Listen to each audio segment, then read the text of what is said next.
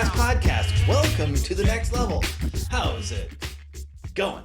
Today we have a special guest with us, Michael Napoleon from Super Speed. How's it going, buddy? Jason's going great. How have you been? I've been doing pretty good. I mean, I came in hot at the start of the pod, and now I'm just like settling into it. Yeah, I'm doing pretty good. Yeah, not too bad. The last time I saw you, you were on stage doing a comedy routine, and that was a ton of fun. We've done a lot of different stuff together, with Super Speed Golf, especially this year. And I mean, I think a lot of it is actually coming soon. Yeah, absolutely. We got so much to share with everybody. But that's absolutely true. The last time I saw you, I was on stage in Vancouver, but you also came and saw me do comedy in New York too. So you've been at a couple different shows. Yeah. I mean, you are an official, off Broadway comedy artist now, right? That's an Well, official title. yeah, off Broadway. I think that's probably the only accurate part of that whole thing is that I've been off Broadway. Certainly not on it. But yeah, we want to share a lot of really cool stuff that's going on, and this is like a perfect podcast because I love speed, you love speed, we like helping people get more speed, and I thought we could just geek out and then like we normally do, and just let the audience kind of hear what's going on because. I really think that a lot of people just assume that speed training is like what it's been and what they know as speed training. There's so much more to it, and so much more has evolved since we started out with just some heavier clubs and lighter clubs like that whole that was a long time ago. So a lot's gone on, and I want to share that with the world. So. What's geeking you out right now on speed training? Just jump What right I think is into like, interesting, Jason, is that, before about 10, 12 years ago, that category didn't exist. We wouldn't have been talking about speed training, right? We true. would have been talking about what are some things I could do in my game to get more speed.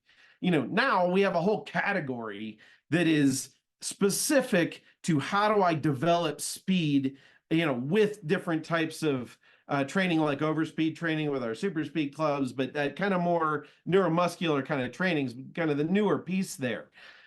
What we've been spending a ton of time on the research and R&D side in the last really kind of 2 years is not just, how does a player get that first 5 miles an hour? Because I think we've seen that, anyone that picks up speed training is going to gain that 4 to 6, 7 miles an hour. It's kind of low hanging fruit for a lot of players.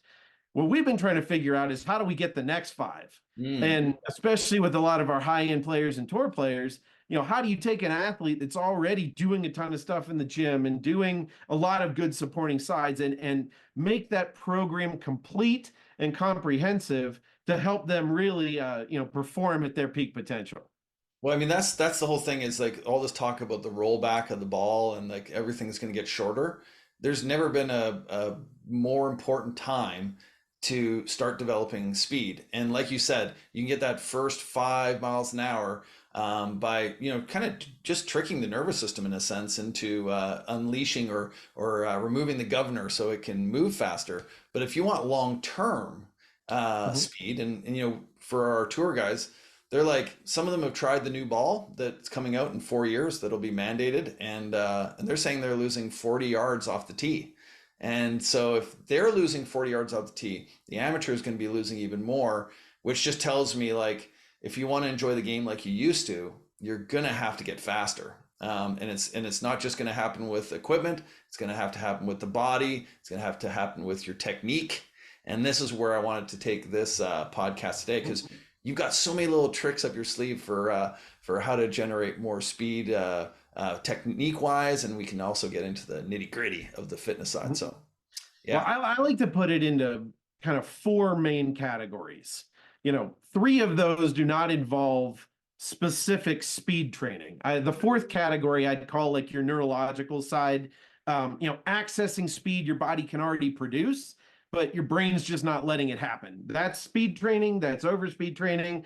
And I don't even know if we're going to talk about that a whole lot today. Maybe a little bit, but I really want to talk about the other 3 categories. I mean, one of those I think is very near and dear to your heart, which would be the physical side, right?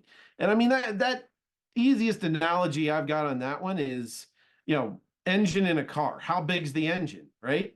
Bigger the engine, the more potential that player has to create speed and power. And that's not just strength. I mean, that's going to go into all the different things that we look at with functional mobility and range of motion and speed and coordination and power production, all of that would go into that physical category. Second category we look at is going to be mechanics. And I guess our model at Super Speed is pretty holistic when it comes to swing mechanics. Like, I don't really care, if you have a one plane swing or a two plane swing. I mean, there's some different characteristics that can have an impact on your ability to create speed and power in the swing. But our biggest thing is we know that every single player that swings a golf club interacts with the ground. That interaction with the ground is going to create different forces and torques that are going to act on that player's body to either help or inhibit them from creating rotational speed. And that rotational speed is going to sequence through the different segments of their body until they get eventually up to the arms, hands, and out the club as they create lag and downswing loading to deliver the club to the ball. Now, again, I think if I'm sitting in a room full of golf professionals and I say, well, that's my total complete theory on swing mechanics, there may be some other pieces we could add in there, but when it comes to speed and power production, I think it can be simplified down to that point. Totally The agree. next category, the third category there, and this one we can talk about as much as you want, but this is more what I call impact physics. So this is anything you can measure on TrackMan and essentially the physics of how the club head and the ball interact. That's going to become an incredibly important piece as this ball rollback happens. I think that's another area that obviously the manufacturing companies are going to be optimizing where the weight is in the head and how those CGs work and how to optimize spin rates and things on these new balls. It's not too different in some ways, from what baseball, started to do with like BB core bats and limiting the amount of, essentially impact ratio or smash factor that you can have on a baseball bat. I think it's going to be even more important for players to be able to generate as much speed as possible because those are the areas they can control. Actually, not too much on a tangent, but had a good conversation with this with Padraig Harrington, who's one of our ambassadors.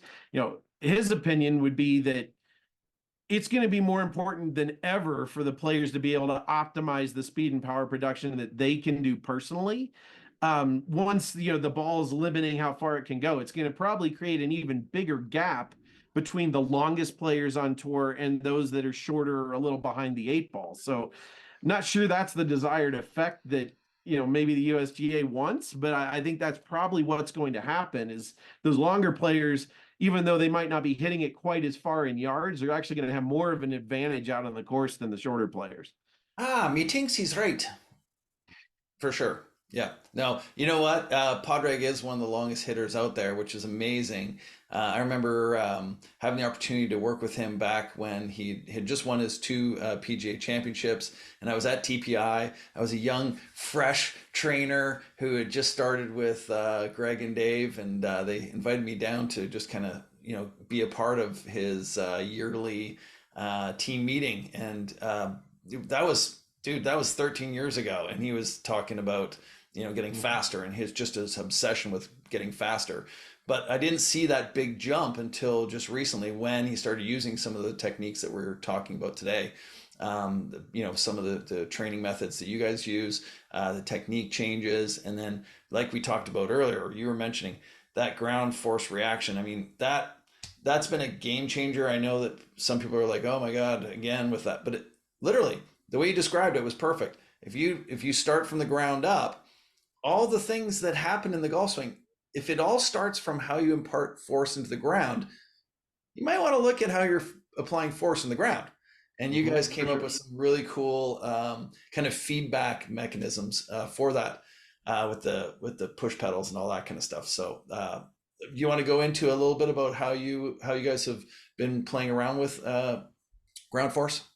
Oh, yeah, absolutely. And I think just one more note on the Padraig piece, because I think it's interesting and people really think, I mean, it's amazing, right? He's in the mid 180s ball speed at age 52. He's been doing some of this stuff, Jason, for the better part of the last 10, 12 years, Yeah, right? yeah, yeah. What's different now is the organization of what he's doing and how the things he does in the gym support it and how the things he does mechanically support it, making that program work together in the best way and be complete, I would say is the biggest difference for him in the last few years. Yeah, because it's like making cookies or whatever a recipe. You can have all the ingredients, but they have to be put in the right amount, the right intensity at the right moment, and then kind of cooked at the right temperature. And that's what people don't understand is like, let's say someone goes, "Hey, can you like give me one of your pro guys programs? Like, I just want to see what they're doing." And if they Mhm. read the program, they go, "Oh, well, I do a lot of those things." And it's like, yeah, but do you do it like they do with the right intensity, with the right cueing, the right thought, like rotational chest press? Well, they're not doing a rotational chest press like you are because they're focused on cueing in the ground and how they're torquing the ground and how they're using their feet and how it's moving up through their pelvis to push their weight. All you're thinking about is moving a cable. And we've all seen it. We go into, country clubs or public gyms, and you see people doing exercise and you go, that just doesn't look right. And it's like, yeah, because they're not using the ground right. So, You yeah. know, I think ground reaction forces are probably, as a golf coach, I've worked with every piece of technology that's existed in this world for the last 12, 15 years.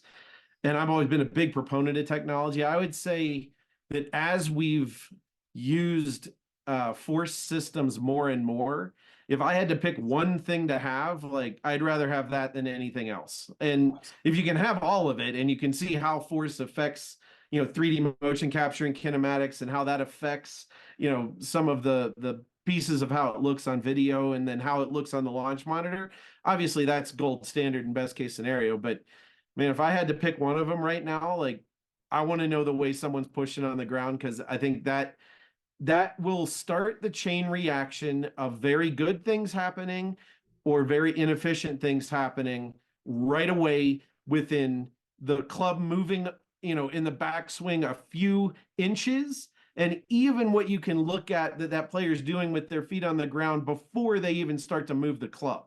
Absolutely. That we know a bunch of trends there now. So yeah, I mean, I think it's just a big deal. You can read probably 18 different dissertations and 15 different, articles and things that just start to sound really crazy with a lot of big words in it if you go online and start to really look at ground reaction force. We've kind of found there's some very simple things that we want to see. The first of those kind of has to do with timing of what we call the kinetic sequence. So a lot, the best players that we see tend to create lateral force with their trail side, and that player will actually be pushing away from the target, pushing back so that the ground reaction force is actually pushing their body toward the target. It gets confusing to talk about all this because all these forces are actually backwards to the way the players are actually pushing. But that one actually, I think we've seen with a lot of even high level players that they're not doing that very well. So they're not good at creating that initial lateral force. If they don't do that, again, it sort of starts that chain reaction. It then becomes harder for them to create really solid rotational torque on the ground, becomes almost impossible for them to get lead leg vertical force peaking early enough in the swing to really take advantage of it. So it's kind of that sequence part of it is very, very important. Hmm. We look at that and the timing of that sequence a lot. I think that's probably the number one thing that we're going to look at when we start to look at how a player's using the ground. After that, we're going to really focus in on point of application on the feet. For golf, I think this is probably more important than it might even be in some other sports. Certainly important in baseball and some of those as well. I just think you can get away with a little bit more in golf. I think it's incredibly important that we're looking at, that initial lateral force coming more from like the kind of inside heel part of the trail foot. And a lot of those lead leg forces coming more off of the ball of that lead foot. If we can get that stuff working with those, timing and get those point of applications in a pretty good place, then we're just trying to make these forces as big as possible and all of them too. We're not really just trying to make one we don't really want a player only using vertical force or only using lateral. Like We just want all of those forces working in tandem and as big as we can, once that timing and point of application are working well. Well, I totally agree with you. The thing that I see in trends in general, like when 3D motion capture first came out, and now people are looking at how we're using the ground. There's a lot of coaches that buy technology and they use it to capture what has happened, but then they just go, "Oh, okay, now I have this information," and a lot of them don't know how to change what they didn't like if they do find something they don't like, and then like actually use the tool as a learning experience for their client. And I think that's the next generation of it. For myself, working with Mark Blackburn, it's great to be able to go to his lab, and then when he shows me what he wants the player to do, and he shows me what the graph wants to look like, and then I can design some exercises that are specific to that player. But then I get to test that exercise on the plates to make sure that what I just demonstrated or designed for the player actually matches the same graph that we want to see in their swing. So that's like, custom made exercise. But it takes an incredible golf coach that can read that data and then impart like, where do we want to make changes? How are we going to make changes? Because it's not a cookie cutter like, oh, everybody should look the same. It depends on when you're trying to match up all those ingredients again. Well, it also takes a pretty amazing fitness professional to be able to actually create supporting work for that's going to have the same goal in mind. So, look, I mean, at Super Speed, our goal is to bring this to the masses, right? Like we want the most people out there to be able to take advantage of this same kind of training. Obviously, if you have that team set up around you with a high level golf coach and fitness professional, and you can get all of that working together, that's awesome. Reality is there's not everybody out there has that. So one of the things that we're trying to do is how can we create programming? We know the trends, right? We know that there's kind of a range of how much and when do we want lateral force on the trail side to kind of work in the swing. We know that there's a range of how much torque do we want to create. We know there's a range of, what's going to constitute efficient vertical force with the lead leg and when are those things happening, right? And we know that there are drills that we will use over and over again to try to attack those different types of deficiencies with players. So one of the things that we're really excited about, and this may be a secret still, but I'm letting it go here on the Jason Glass podcast. We have a major kind of interactive app that's going to be coming out from Super Speed here very, very soon. And we're really excited about this app because it's going to do a whole lot more than just allow you to kind of track your progress with speed training.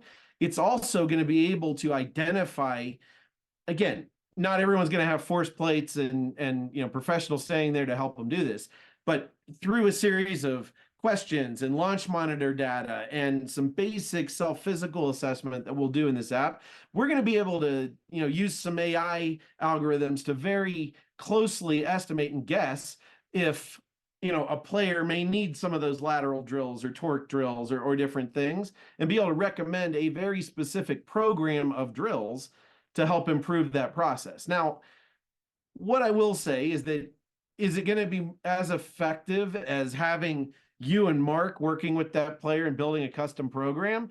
Of course not. That's obviously gold standard, but I can get a pretty good idea, and we can get within over 90% accurate that we're going to know that a player, for example, is late peaking vertical force based on some things that we know about their swing, right?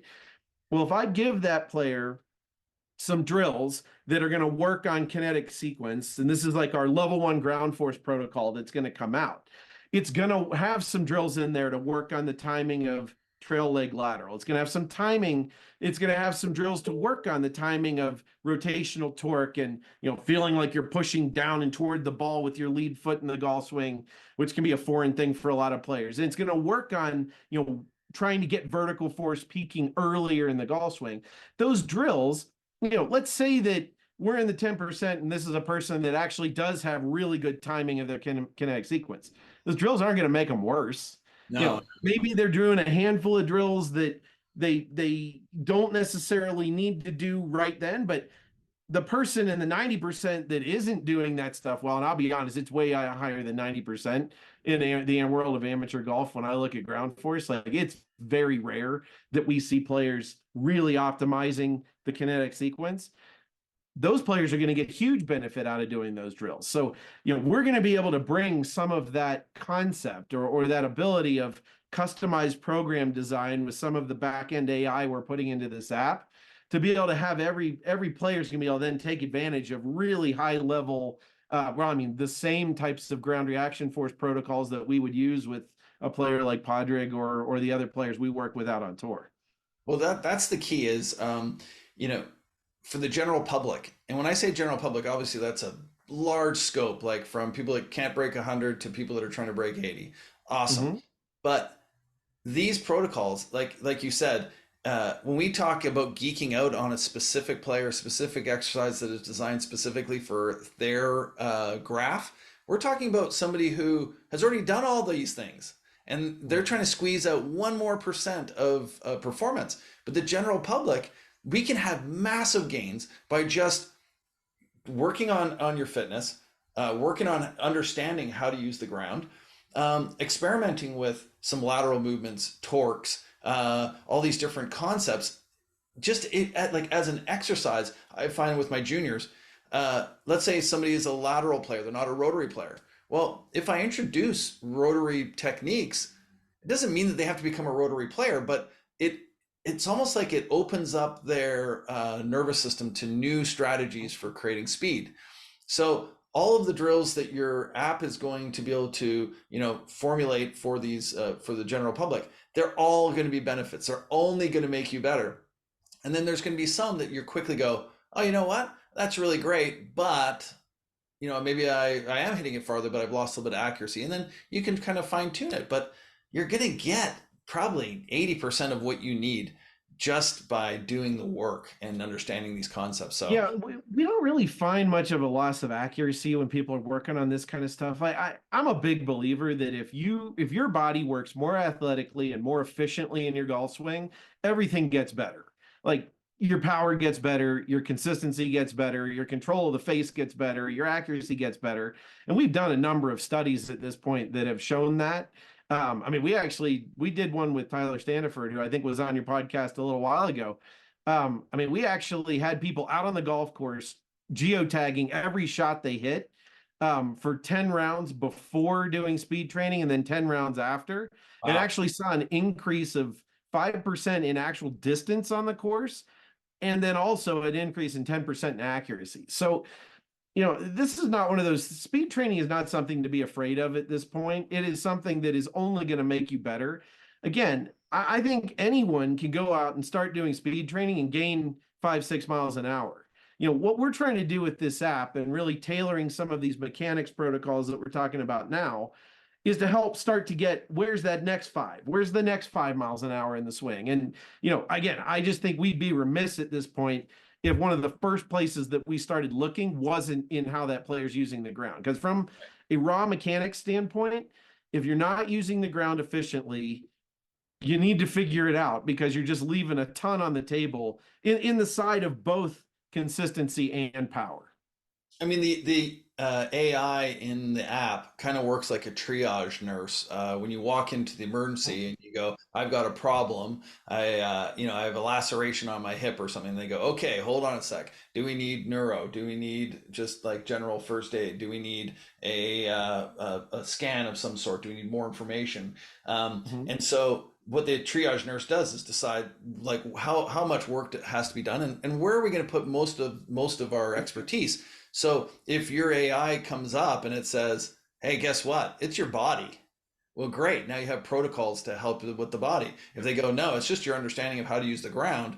Well, now we have drills that are going to help you understand that. So it's really speeding up the process and making sure that you're actually working on the right stuff and not just wasting time kind of trying a little bit of this, a little bit of that, because we know that doesn't. Yeah, I think that's a really good analogy. Like it is exactly like a triage system. So you're gonna go through a triage system for speed and power production in your game, and then on our end, what we've been able to build in this that is new for super speed is, we have about 20 new protocols that are coming out with this app. Like, you've always had like 5 levels of overspeed training. We've had our counterweight protocols, which, target a little bit more upper body segments, like wrist mechanics side. We've always had that stuff and a lot more. We've had our squeeze protocols to work on grip strength. And now, we've got 3 levels of ground reaction force protocols. So one that works on what I was talking about there with like timing of the kinetic sequence. We've got another one that works specifically on point of application. We have a third one that works just on magnitude of those forces, just making them all bigger. But that's not it, too. We also have we have 2 levels of rotational sequencing protocols. Built a protocol that focuses on disassociation between the hips and the torso, and that's got some motor control drills and some that apply directly to the golf swing. We have another one that really works on how the torso and the arms interact. Then we have 2 levels of lag and wrist mechanics protocols that are really all about just optimizing downswing loading in the golf swing so that we can really use that whole system the best way possible. So, I mean, that's a lot of different and new protocols that we'll have. And again, out of that triage system in the app, we'll be able to identify what areas are likely the most deficient in a player and be able to point them in the direction of, on top of doing your speed training, work on this mechanics protocol. And you hinted there too, but this is a part that we've worked with you on because you're going to be you're starring in a lot of these supporting physical fitness protocols that are going into this app. So as part of that, we're going to do a very simplified, no equipment necessary, just very quick self-assessment that and it walks you through the process, right? It's going to say, hey, try to do this movement, answer these couple questions about it, and that's going to be all pointing us in the direction of, do you likely have some mobility concerns going on in your body? Do you likely have some lower body, core, or upper body strength issues that are happening?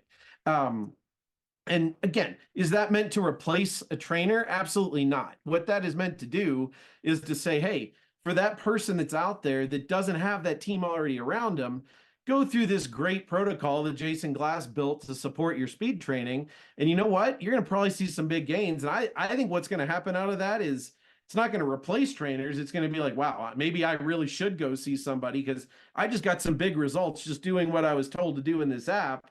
That's right. What would it be like if somebody actually could fully assess me themselves, go through the whole TPI process, and then customize that program for me? And again, our goal is to cover all bases, right? Like, we're probably going to end up giving you more drills, more exercises than you actually need, so that we make sure that we cover the deficiencies.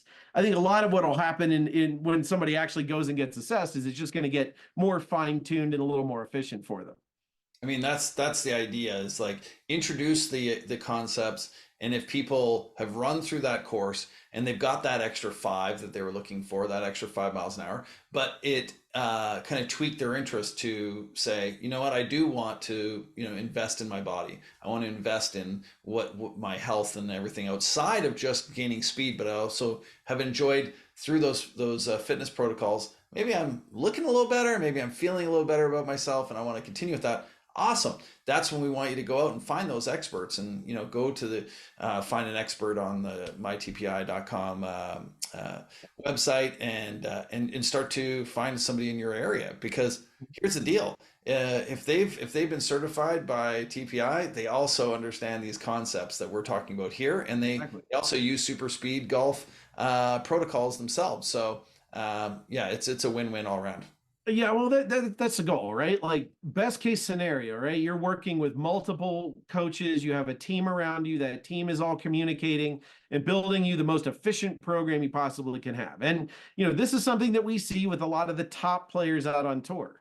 I'll be honest, like, there's a lot of players out on tour that don't have that system fully integrated yet. And I think they're leaving something on the table. Some of them are in that kind of middle ground mode. They're in that like better mode where maybe they have a good golf coach that understands the body, or maybe they have a trainer that understands the body. Maybe those professionals aren't communicating quite as much and that program's not quite as efficient. On the good level, I want people to at least have exposure to all of those different areas, to have exposure to, here's a good speed training program, here's a really good mechanics program, here's a really good fitness program to underline support all of that.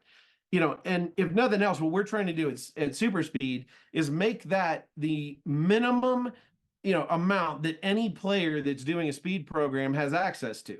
And yes, if they want to start improving on that and getting more of these, high-end professionals and certified professionals involved, absolutely go do it. But, our goal is for that bulk of the market that may not have exposure access to some of that to at least have a ground base that's going to be a whole lot more efficient than what they're doing now. So what is the entry point? Like when we kind of gave that analogy of the triage, like what is the entry point for somebody to get into the app? Is it they purchase the Super Speed Golf set, like start with the beginner set, and then go in, use the app to be able to utilize those tools more effectively? Or Yep. is that kind of how the system works? And then they can start So adding the elements onto first it? piece of this, number one, is there's going to be a basic version of this app that's completely free, and everybody can download it. You don't even have to own a super speed set to access it. Just get in there, log in, create an account. It's free, and that's going to allow you to have access to some of the overspeed training protocols, some of the counterweight protocols, basically so that you have access to training to do with any of the products that you may purchase from us. Okay. Then there's going to be a premium version of the app.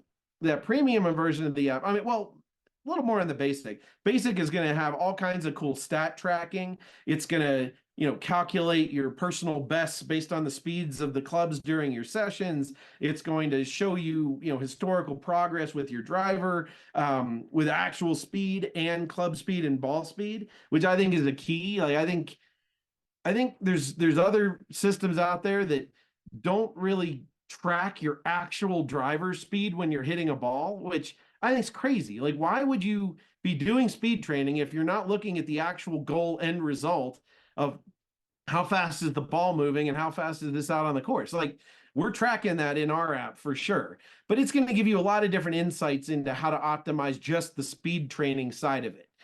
So think of that in the basic version. It's just going to optimize speed training.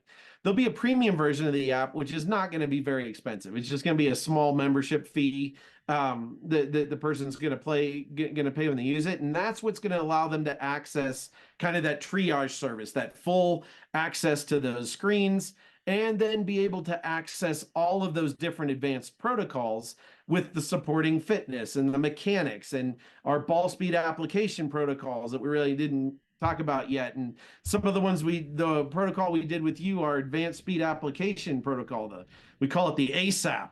So, for players that have been doing speed training for a while, to be able to add that in, to get even more motor unit activation. And so anyway, they're going to be able to access tons and tons of these protocols and that back end AI system to kind of create that comprehensive and complete speed training program. Other cool thing that we have in this, and because we know that, contact with professionals is always going to be helpful, especially in certain cases where there's exceptions to the rules and different things in there. We'll also have a direct feed in that premium version of the app to the super speed team. So, if somebody wants to go upload a video of their swing or ask a question about the program, or, maybe it was somebody that got recommended 4 different protocols, and it's like, well, which one do I do first and how do I organize this? We'll have a direct feed system to the super speed team in there where we'll be able to give you, that necessary advice as needed in the app as well. So that's kind of like OnlyFans for speed training. I'm not sure if it's exactly like that. Just joking. Um, I just but it's definitely something. Again, our goal is to offer a base level product to everyone. I guess some of those other apps are certainly available to everyone as well. Awesome. Before we wrap up today, is there anything else that you're geeking out on for 2024 that you just want to get off your chest and make sure that our audience knows what's coming down the pipe, or what kind of gets you guys excited in your office when you start talking about speed training? I mean, some of the things that get us excited are just some of the players that we see getting better. I remember we worked with a player while we were up in Vancouver with you, Luna, who ended Yeah. up playing in a Canadian professional event, correct? Yeah, she played her first LPGA event, and yeah, it was amazing. She got to see how important speed training is. Yeah, absolutely. I just, so, talking about some of those players, we just first week of December worked with a player. one of our players who's in college still. He goes to Ohio State. His name's Max Moldovan. I think he's 6 or 7 on the PGA Tour U list right now, but he was one that, we just saw some amazing potential in as far as speed and power. Like already in that like 170 ball speed range, and definitely was, again, high level player, played in the US Open this year. Like wasn't using the ground very efficiently. Like definitely some areas there that we could see. And I mean, he was one that in a half hour, we were seeing insane gains in the amount of force production that he was able to produce. I mean, lateral force up by 60, 70%, lead leg vertical force up by 40%, like just by very basic drills that we implemented. He's also working with Jason Bale down in Florida, and kind of really good kid. So he's one to look out for and watch for. Keep an eye on that name, because I would say that good target for us for him. Before like his spring season in collegiate golf is going to be getting up close to that 180 ball speed mark. I mean, that is his actual goal that we set for him. We went from 170 to 175 in a half hour the first session we saw him. So I think we're going to get there for sure. So yeah, keep that name on board. Yeah, I mean, we're excited about those players doing well. We're excited about some of the successes we've seen even over the last year with that. But yeah, getting this system that we've been working with our high level players for the last 4 or 5 years, and fine tuning these drills and fine tuning these protocols, getting that available to the public is probably the number one thing we're really excited about right now. And I think the key is it is January. It is like when everybody's making, New Year's resolutions and all that kind of stuff. And for many of you, when you watch this podcast, you probably already screwed up on 5 out of the 6, New Year's resolutions that you came up with. But I think it is a perfect time of year for this type of training, and really take a deep dive into, what is going on with your golf game, and where are some areas where you can make some improvement, because spring's just around the corner, and you can do these protocols during the year, but it's great when you have the off season, especially if you're in a colder climate where you're not able to go and hit balls as much as you'd like. You can still geek out on your golf game and implement some of these techniques at your own home. So I think it's a perfect time for this podcast to come out and get people excited about speed training. Yeah, no, thanks for having me on. We're really excited. We're obviously very thankful for a lot of the things that you've done for Super Speed over the years, and we're very excited to get these fitness protocols out in the app. So you'll see a lot more of Jason Glass in all of our apps and website and publications here very shortly. So I think it's an exciting partnership.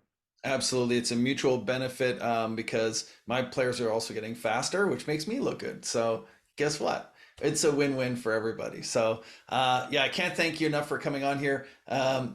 We don't get to see each other as much on the road anymore, traveling around. We used to see each other 12 times a year on the road in all different cities across North America. And I miss those times, but we'll get back at them, and we'll be seeing you, I'm sure, in 2024, at least a couple times. So absolutely, maybe we'll do another comedy show. Who knows? We'll see. Sounds good. I'm always down.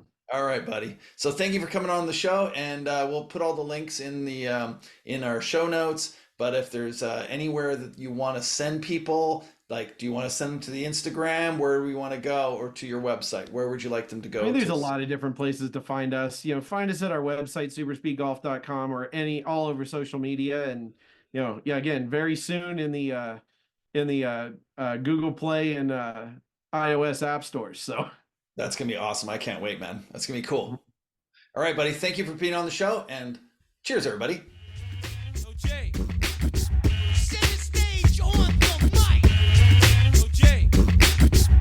Welcome to the next level.